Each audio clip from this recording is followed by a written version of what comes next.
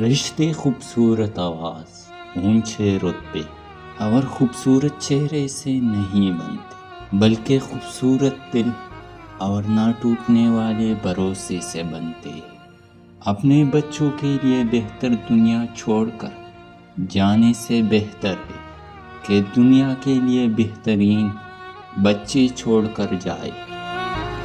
رشتہ خون کا ہو یا احساس کا، کسی کو مجبور کر کے اپنی طرف متوجہ کرنا غلط ہے۔ زندگی میں اپنے ساتھ رہنا سیکھیں۔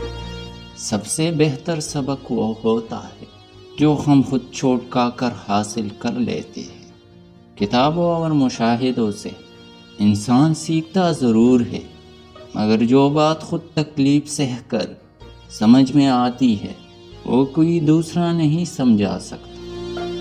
مجھے لگتا ہے کہ انسان زندگی میں میسر ہر شے کی کمی کے ساتھ ایڈجسٹمنٹ کر سکتا ہے، مگر دینے والا اگر محبت یا عزت میں ذرا بھی کمی کر دے تو وہ ناقابل برداشت ہوتی ہے۔ انسان کو توڑنے جوڑنے اور گرانے کے لیے کئی طریقے ہیں، مگر اسے پانے بنانے اور سنورنے کا صرف ایک ہی طریقہ ہے، اور وہ ہے محبت۔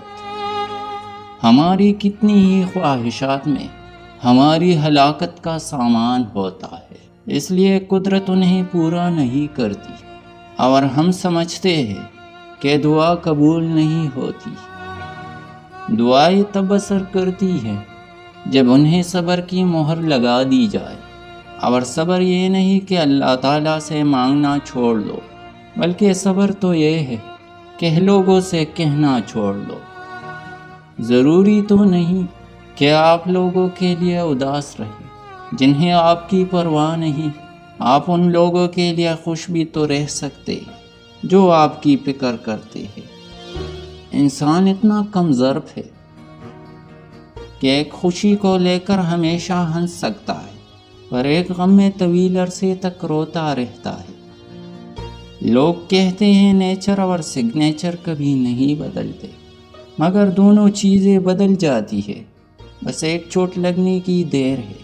انگلی پر چوٹ لگ جائے تو سگنیچر بدل جاتے ہیں، اور دل پر چوٹ لگ جائے تو نیچر بدل جاتی ہے۔ ایک انسان دوسرے انسان کی محبت کو کبھی نہیں جیت سکتا۔ کچھ عرصے کے لیے شرابور ضرور ہو سکتا ہے، مگر مکمل طور پر اس بارش میں رہ نہیں سکتا۔